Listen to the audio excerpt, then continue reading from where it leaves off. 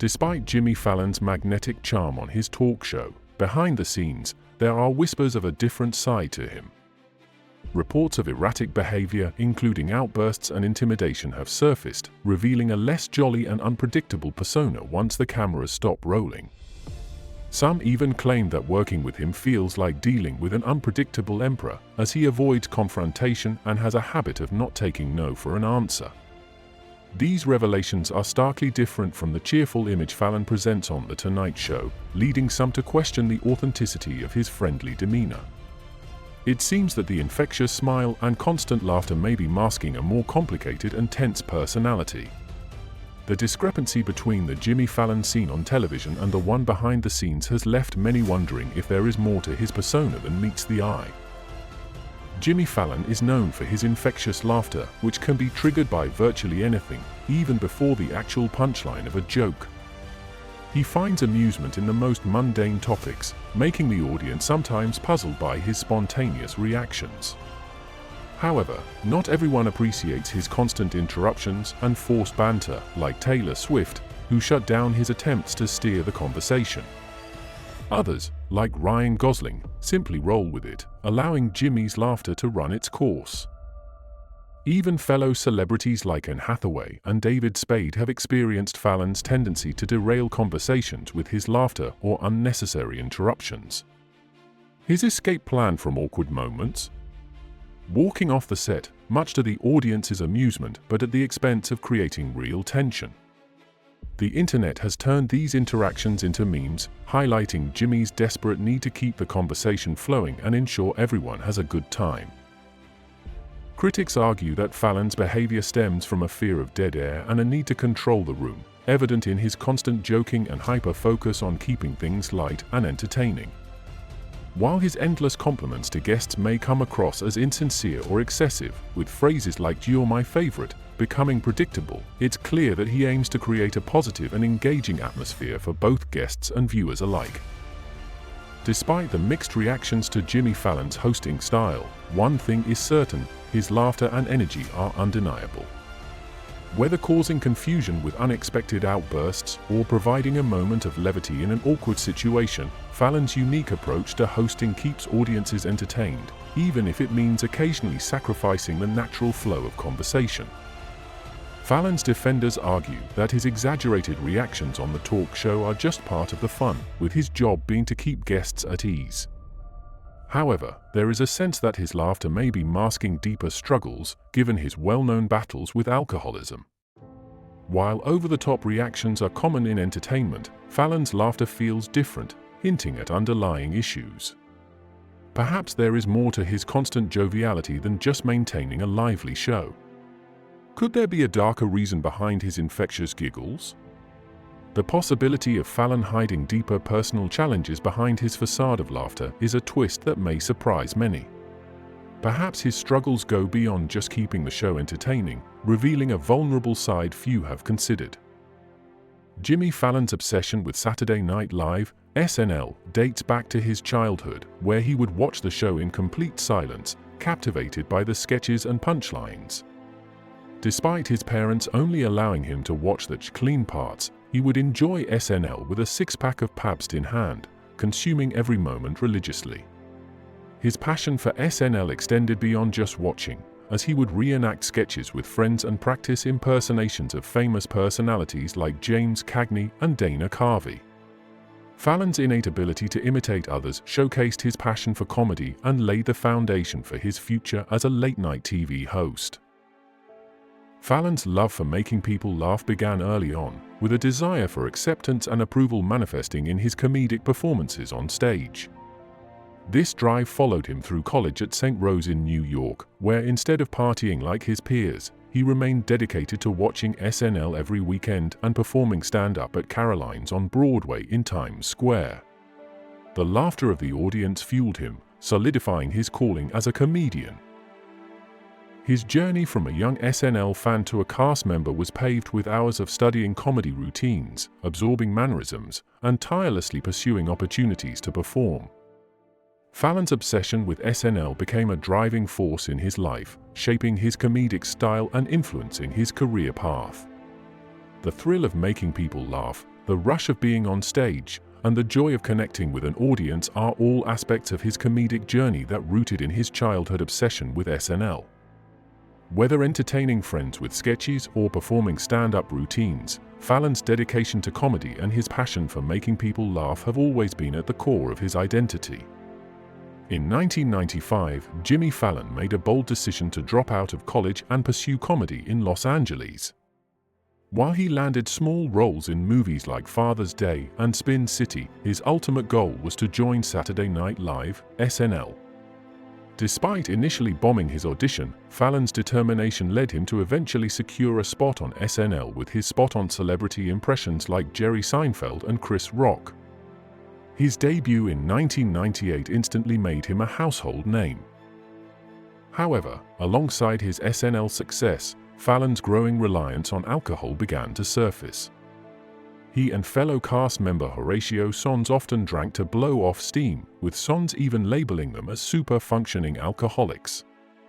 The stresses of SNL were often a trigger for their drinking habits, with drunken brawls not being uncommon. Despite the growing issue with alcohol, Fallon was immersed in his success, planning to leave SNL after 3 seasons. But when offered a co-anchor spot on Weekend Update with Tina Fey, he couldn't resist the opportunity.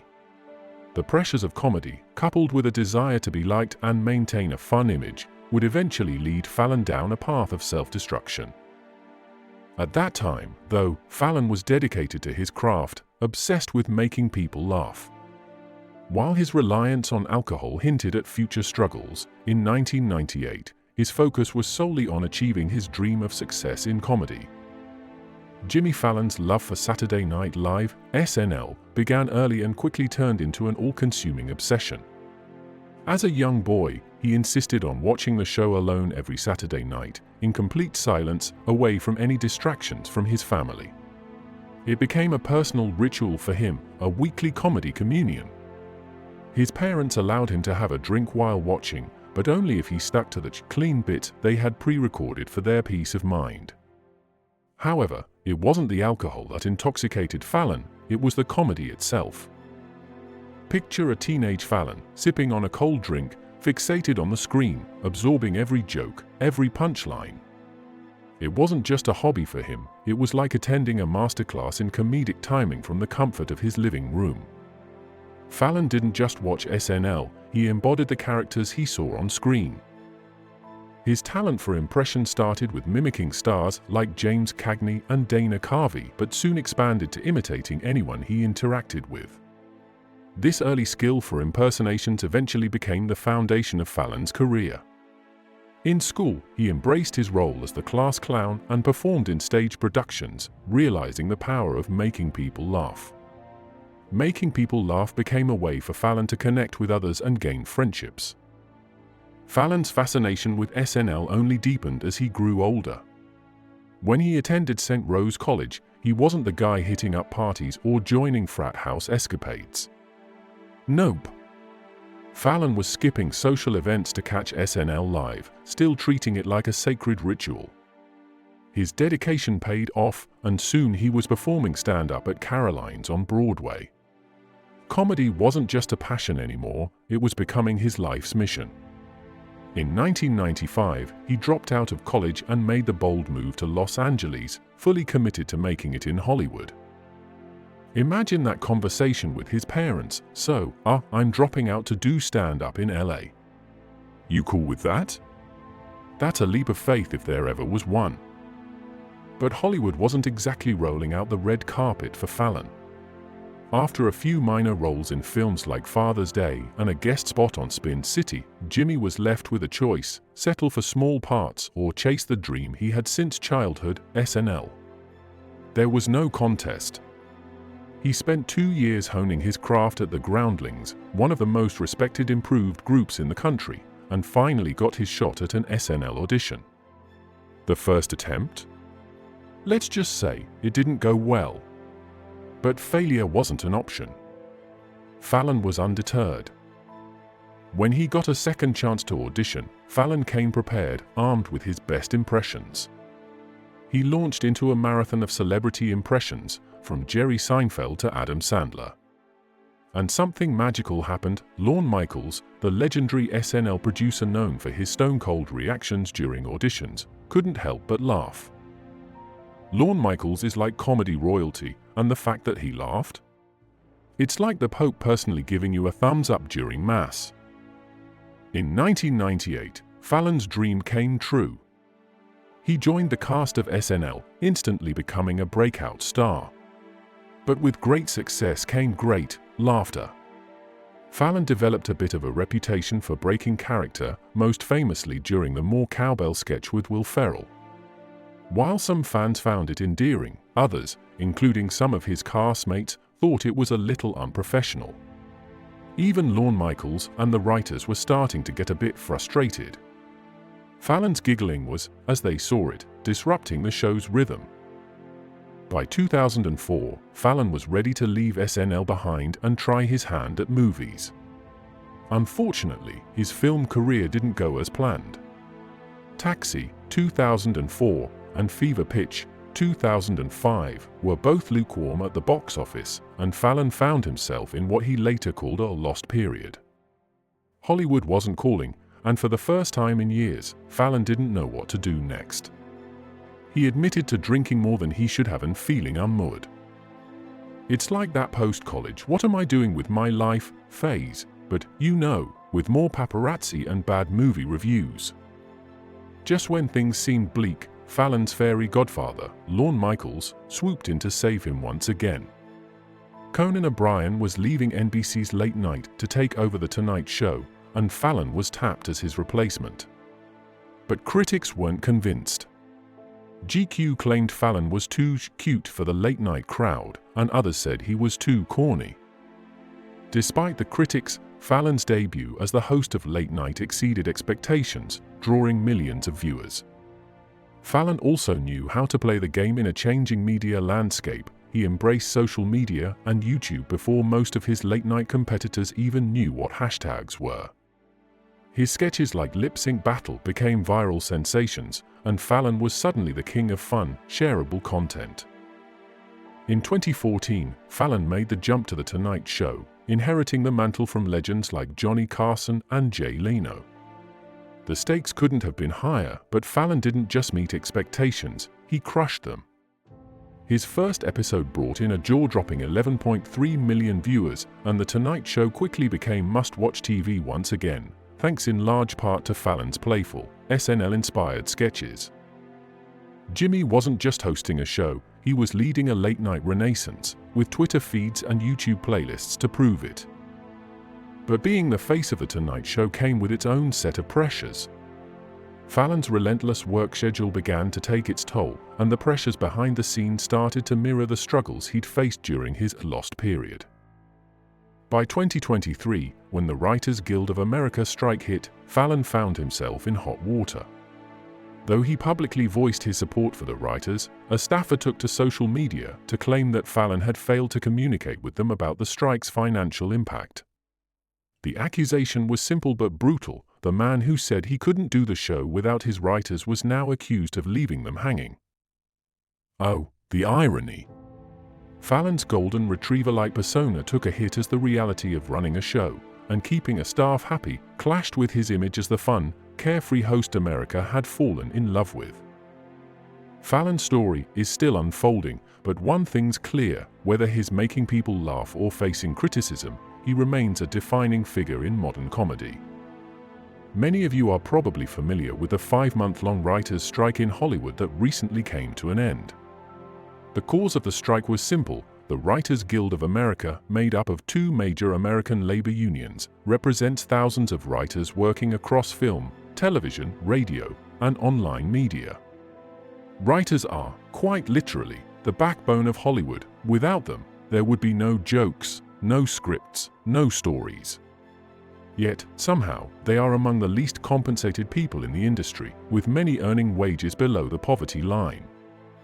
Writers rely heavily on residuals, payments they receive when a movie or show they've written is syndicated or streamed.